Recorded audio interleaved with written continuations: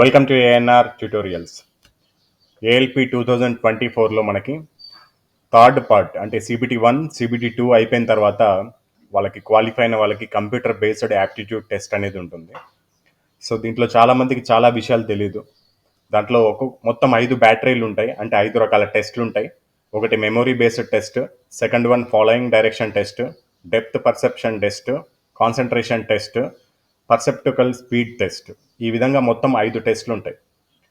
ఒక్కొక్క బ్యాటరీకి, దీని బ్యాటరీ అంటారు, ఒక్కొక్క బ్యాటరీలో మినిమం 42 మార్క్స్ అనేది మీరు స్కోర్ చేసుకోవాలి. అంటే 42% అనేది మీరు స్కోర్ చేసుకోవాలి. సో దీనికి టీ స్కోర్ అనేది ఉంటుంది. టీ స్కోర్ అనేది మినిమం 20 ఉంటుంది ఒక్కొక్క టెస్ట్కి, మ్యాక్సిమం 80 ఉంటుంది. మీకు ఇక్కడ డిస్ప్లే పైన ఇక్కడ చూపించారు చూడండి. టీ స్కోర్ 20 నుంచి 80 మధ్యలో ఉంటుంది.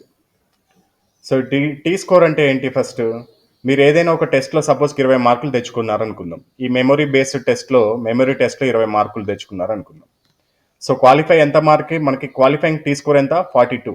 మీకు 42 వచ్చాయా లేదా ఎలా చెక్ చేసుకోవాలంటే దీనికి ఒక ఫార్ములా ఉంటుంది. మనకి నోటిఫికేషన్లో ఫార్ములా ఇవ్వడం జరిగింది. ఫార్ములా ఏంటి అంటే 50 + 10 into x minus mean by SD.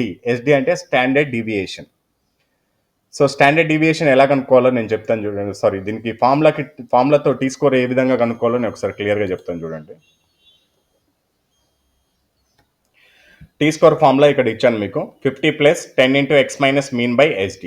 So 50 + 10 అనేది ప్రతిదానికి కామన్ ఉంటుంది, ప్రతి ఒక్క స్టూడెంట్కి ఇదే తీసుకుంటారు. ఎక్స్ అనే ప్లేస్లో మీరు ఆ టెస్ట్లో ఎంత స్కోర్ చేశారో చూసుకోవాలి. సో నేను ఇక్కడ వేస్తున్నాను చూడండి. 50 + 10 ఇంటూ ఎక్స్.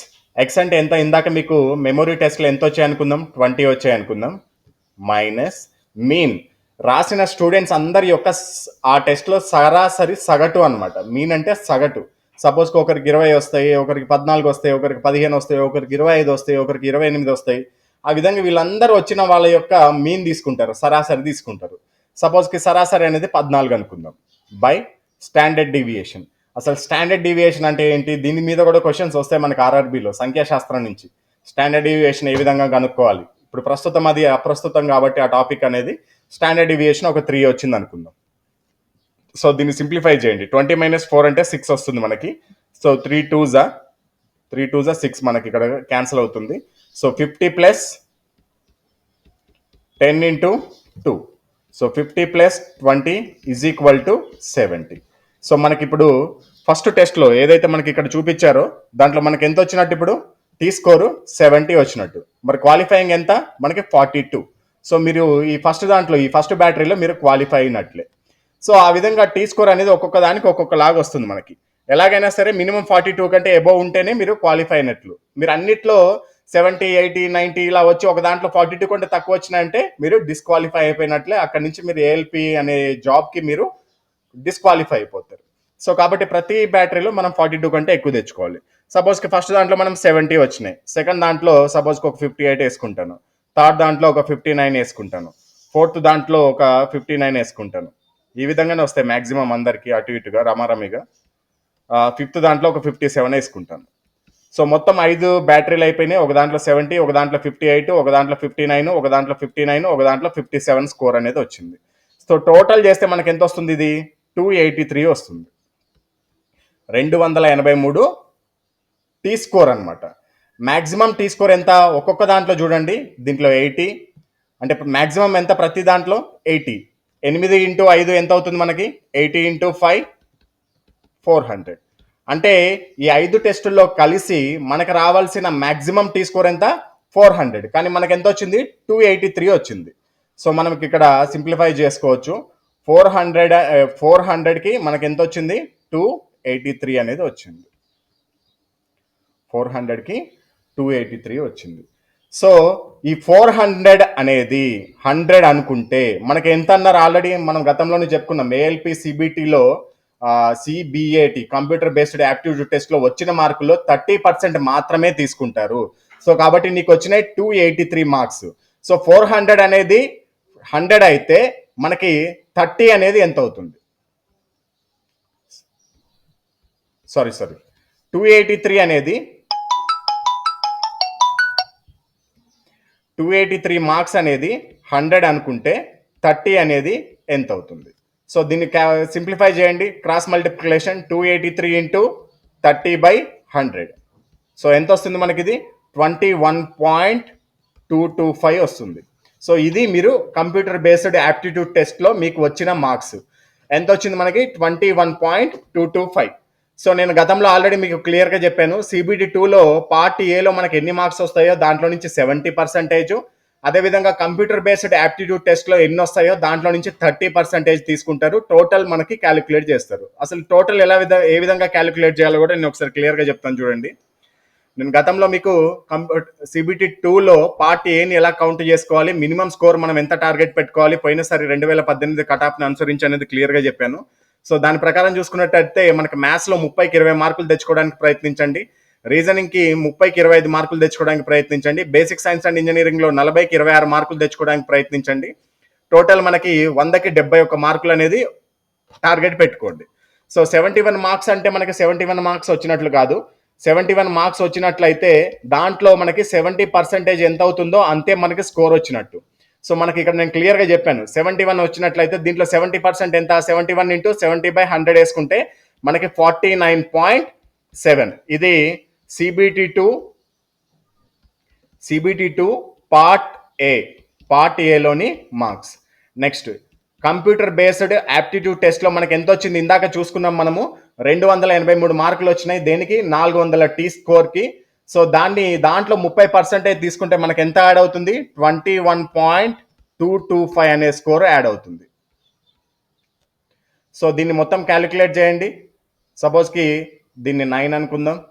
ఇది 10, 70.9, 70.9 అనేది స్కోర్ అవుతుంది. ఇది రా స్కోర్ అవుతుంది. నేను ఎందుకంటే ఇందాక మీకు రా స్కోర్లోనే చెప్పడం జరిగింది. సో దీన్ని నార్మలైజేషన్లో తీసుకుంటే 4 నుంచి 5 మార్కులు పెరుగుతాయి. సపోజ్కి 74 నుంచి 75 మార్క్స్ వచ్చే అవకాశం ఉంటుంది. మీరు ఏ క్యాస్ట్ అయినా సరే, యూఆర్ అయినా సరే, లేకపోతే ఓబీసీ అయినా సరే, ఎస్సీ అయినా సరే, ఎస్టీ అయినా సరే, ఈ మార్క్స్కి మనకి ఖచ్చితంగా ఈ 2024లో మనకి ఏదో ఒక జాబ్ అనేది రావడం జరుగుతుంది. ప్రతి ఏ కేటగిరీ వాళ్ళకైనా సరే మినిమం ఈ స్కోర్ తెచ్చుకుంటే ఖచ్చితంగా ఏఎల్పి జాబ్ అనేది వస్తుంది. నేను ఒకటి మళ్ళీ చెప్తున్నాను, గుర్తుపెట్టుకోండి. సిబిటి 2లో మ్యాథమెటిక్స్కి 30కి 20 తెచ్చుకోవడానికి ప్రయత్నించండి. అంతకంటే తక్కువ అవ్వడానికి వీల్లేదు. రీజనింగ్ అయితే 25 మార్కులు, బేసిక్ సైన్స్ అండ్ అయితే 26 మార్కులు తెచ్చుకోండి. మొత్తం మీద 71 మార్కులు తెచ్చుకోవడానికి ప్రయత్నించండి. అదేవిధంగా కంప్యూటర్ బేస్డ్ యాప్టిట్యూడ్ టెస్ట్లో 21 మార్కులకు తగ్గకూడదు. ఈ విధంగా తెచ్చుకుంటే మీకు 74 నుంచి 75 నార్మలైజేషన్ స్కోర్ అవుతుంది. ఈజీగా జాబ్ వచ్చే అవకాశం ఉంటుంది.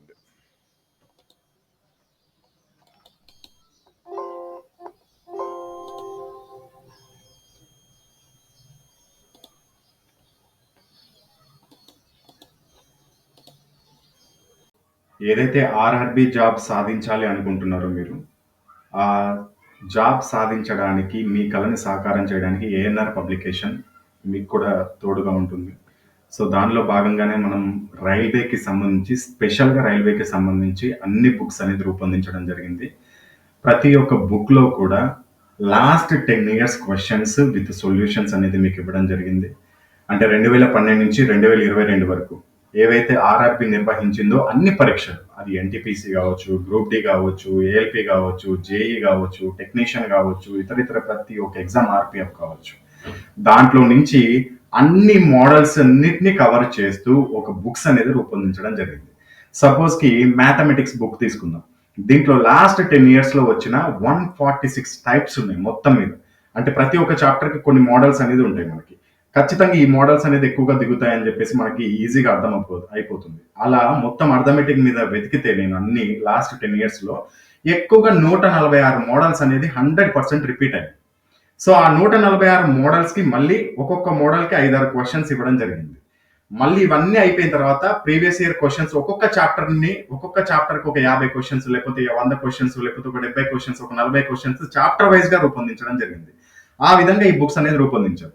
సో మీకు ఇక్కడ డిస్ప్లే పైన కనబడుతున్న అర్థమెటిక్ మ్యాథమెటిక్స్ బుక్, ఇది ఇంగ్లీష్ మీడియం, తెలుగు మీడియం రెండిట్లో అవైలబుల్లో ఉంటుంది. 146 మోడల్స్, ఒక్కొక్క మోడల్కి 2-3 క్వశ్చన్స్ ఎగ్జాంపుల్గా ఇవ్వడం జరుగుతుంది. అదే విధంగా 1404 క్వశ్చన్స్ ప్లస్ సొల్యూషన్స్ కూడా మీకు ఇవ్వడం జరిగింది చాప్టర్ వైజ్గా. ఏవైతే ప్రీవియస్ క్వశ్చన్స్ ఉన్నాయో వాటన్నిటిని చాప్టర్ వైజ్గా, అది కూడా మోడల్ వైజ్గా రూపొందించడం జరిగింది. ఈ బుక్ యొక్క స్పెషాలిటీ. దీని కాస్ట్ వచ్చేసి 545 రూపీస్ ఉంటుంది. ఇది మీకు ఇంగ్లీష్ మీడియంలో కూడా లభ్యమవుతుంది. అదేవిధంగా ఇది ఇంగ్లీష్ మీడియం బుక్ డిస్ప్లే పైన కనబడుతుంది. Next general science. ఈ జనరల్ సైన్స్ లో మనకి ఫిజిక్స్, కెమిస్ట్రీ, బయాలజీ ఉంటుంది. దీంట్లో మనం మెయిన్ గా టార్గెట్ చేసింది లాస్ట్ 10 years క్వశ్చన్స్ ప్లస్ ఎన్సీఆర్టీకి సంబంధించిన ముఖ్యమైన బిట్స్. లాస్ట్ 10 years క్వశ్చన్స్ రైల్వేలో నుంచి వచ్చినాయి, చాప్టర్ వైజ్ గా తీసుకున్నాం. వాటిలో కొన్ని ఎన్సీఆర్టీ నుంచి కూడా కలపడం జరిగింది. ఇది కూడా same ALP, NTPC, group D, JE, RPF technician ప్రతి ఒక్క దానికి పనికొస్తుంది. స్పెషల్ గా దీంట్లో జనరల్ సైన్స్ లో ఈ బుక్ లో మీకు ఎక్కడ దొరకని విధంగా, ఎక్కడ అసలు అసంభవం ఇలాంటి క్వశ్చన్స్ దొరకడం అనే విధంగా టాప్ 86 మోడల్స్ ఫిజిక్స్ ప్రాబ్లమ్స్ ఇవ్వడం జరిగింది. ఫిజిక్స్ ప్రాబ్లమ్స్ కి ఫస్ట్ ఇండెక్స్ పేపర్ లో అదే ఉంటుంది. 86 మోడల్స్ ఉంటాయి. ఒక్కొక్క మోడల్ కి ఒక్కొక్క క్వశ్చన్ ఉంటుంది. మళ్ళీ ఆ మోడల్స్ అన్ని మీకు ప్రతి చాప్టర్ లో కూడా మళ్ళీ మీకు కవర్ అవుతాయి ప్రాక్టీస్ చేసుకోవడానికి. ఆ విధంగా మీకు ఇది రూపొందించడం జరిగింది. దీని కాస్ట్ వచ్చేసి 480 రూపీస్ ఉంటుంది. ఇది కూడా ఇంగ్లీష్ మీడియంలో లభ్యమవుతుంది. Next science and engineering. So ముఖ్యంగా ఏఎల్పిని టార్గెట్ చేస్తూ ఈ బుక్ రెడీ చేయడం జరిగింది. ఏఎల్పి అదేవిధంగా టెక్నీషియన్ గ్రేడ్ 1 లో కూడా ఏఎల్పికి సంబంధించిన సిలబస్ అనేది ఉంది.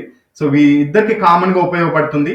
దీంట్లో థియరీ ఉంటుంది, అదేవిధంగా చాప్టర్ వైజ్ గా లాస్ట్ 10 years వచ్చిన క్వశ్చన్స్ కూడా దీంట్లో పొందుపరచడం జరిగింది. ఈ బుక్ యొక్క కాస్ట్ వచ్చేసి 550 రూపీస్ ఉంటుంది. ఇది కేవలం తెలుగు మీడియంలో మాత్రమే అవైలబుల్ లో ఉంది. And next reasoning.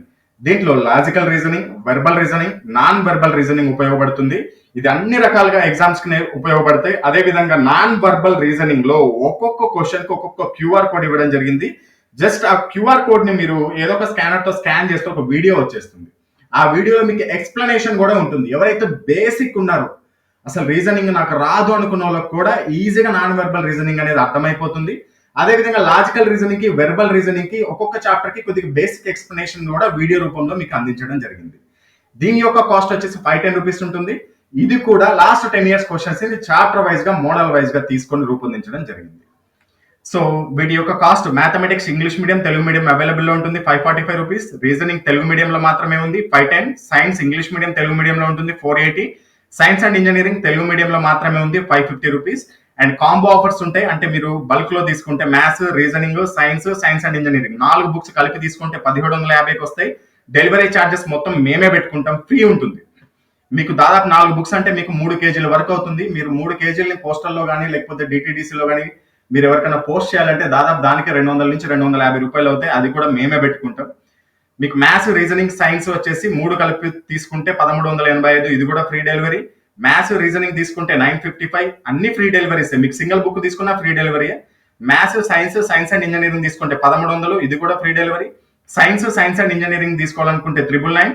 Maths, reasoning, science and engineering తీసుకుంటే 1505 రూపాయలు. దీంట్లో మీ ఇష్టం. మీరు వాట్సాప్ కి మీ అడ్రస్ తో పాటు ఈ బుక్స్ పేరు కూడా మెన్షన్ చేయాల్సి ఉంటుంది. బుక్ పేరు మెన్షన్ చేసేటప్పుడు మీ ఇష్టం. కొన్ని తెలుగు తీసుకోవచ్చు, కొన్ని ఇంగ్లీష్ తీసుకోవచ్చు, లేకపోతే అన్ని తెలుగు తీసుకోవచ్చు, అన్ని ఇంగ్లీష్ తీసుకోవచ్చు, మీ ఇష్టం. అండ్ ప్రతి ఒక్క సబ్జెక్ట్ కి 100 days టైం టేబుల్ కూడా మీకు ఆ పార్సల్లోనే పొందుపరచడం జరుగుతుంది. ఒకవేళ మీకు ఈ బుక్స్ కనుక తీసుకోవాలనుకుంటే డిస్ప్లే పైన కనబడుతున్న ఫోన్ పే లేకపోతే గూగుల్ పే రెండు కూడా సేమ్ నెంబరే. ఈ నెంబర్లకి మీరు పేమెంట్ చేసుకోవచ్చు. పేమెంట్ చేసుకున్న తర్వాత ఆ స్క్రీన్ షాట్ ని సేమ్ ఇదే నెంబర్ వాట్సాప్ కి పంపించాలి.